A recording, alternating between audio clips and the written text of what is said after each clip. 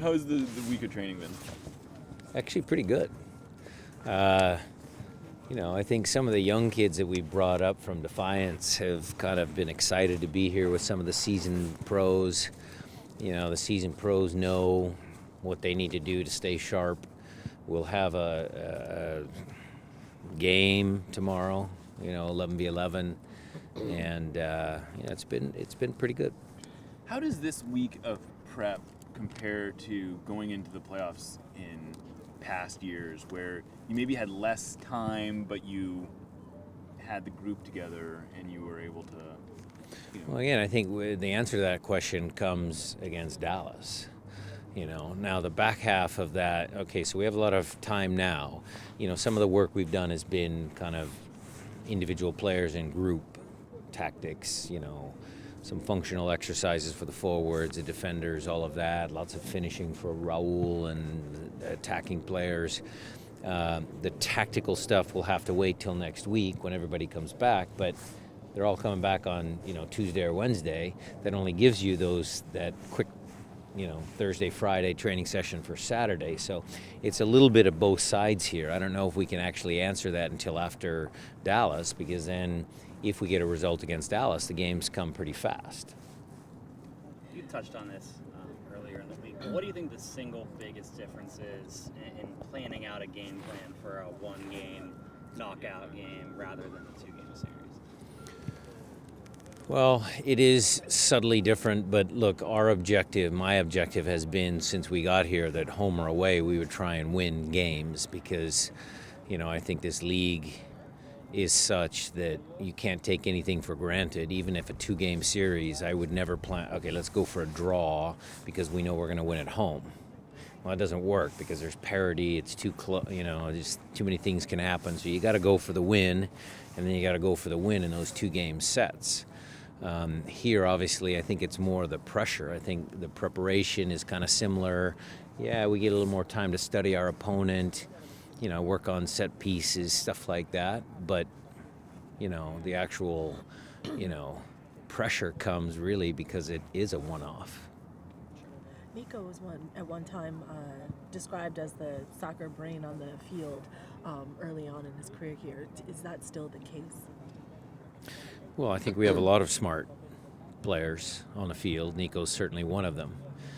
Nico drives a lot of our attacking movements, but Steph organizes the defense from his position. Christian in the middle of the field, he and Gustav do a good job. I mean, in different parts of the field, they all have to think on their own and figure out how they're going to be better than their opponents. I wouldn't say that in a team sport like this, you could, label someone like that. With the captain role, what does that mean for you guys in the team as far as them? Captain's role is an important one. We have a vice captain in Steph, and we try and make sure that leadership throughout the group is evened out so it doesn't all fall on Nico's shoulders. But he is a good captain. He certainly leads by example. You see him out here talking to some of the young kids, Leyva and Fonz, at times.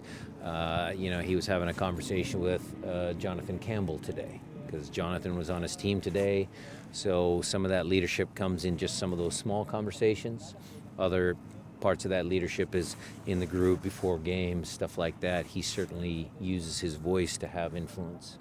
You touched on a little earlier in the week the consistency and trying to get some additional goal production.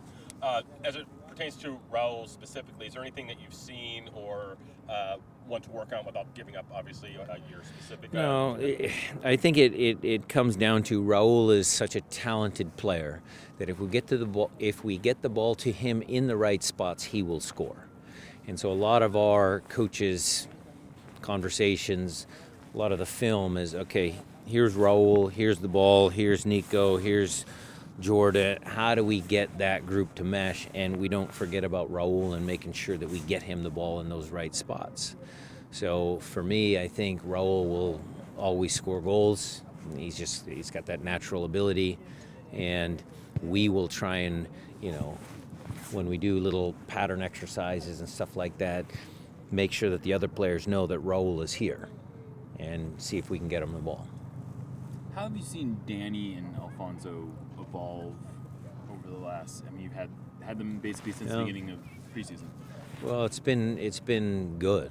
Danny especially, because he was a little bit longer with us. There was a time period when, Fonz was away at some other national teams, or I actually kept Danny with us because we needed players during that stretch during the summer.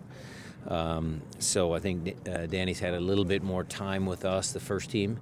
But Fonz looked sharp, the last couple of days. I mean, I know they're excited to go. I know they, enjoy playing the games for Defiance. I think that's good for their development.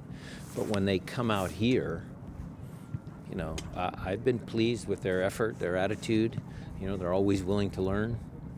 It's been very good. It's just somehow we need to figure out how we do that on a consistent basis. If they're getting pulled by the 17s and then the 20s and this, and then they play games at Defiance. So we're training tactics on Thursday, but Chris has a game on Friday. I mean, there's lots of little nuances there that we're trying to work through to get them here on a consistent basis. Following up on that just a little bit, so how difficult is it with the call-ups to the national teams? How does that impact their development? It sounds like it makes things a little bit difficult. Well, their development is going to happen. Whether it happens with the 17s or happens with us, the experts can dictate what's more important. Playing high-level games, training with men. I mean, that's an open book. That's a bigger discussion. So I think the right balance of those two certainly plays into it. And then a lot of it is on the individual. I'll step back, and we always talk about development. Okay, what's best? Is it this environment or that environment, or we should do it this way or that way? A lot of it has to do with the individual themselves. Do they stay after? Do they work? Do they do the work in the training? Do they become students of the game? Do they watch soccer just for the sheer enjoyment of it? Or do they study some of the games that they see on a Saturday or Sunday, watching different players? A lot of it's individual based. What are your thoughts on having 3 kids from the club go to the World Cup? Well, it's good. It's just, hopefully they can help us in the near future. I mean, that's the goal. That's the goal of the whole kind of movement, to get our academy program really up and running, is to get them on the field. So again, that comes down to a little bit of faith in myself to get the kids and allow them to play. But it's also, again, up to the individuals. They need to earn the chance to play.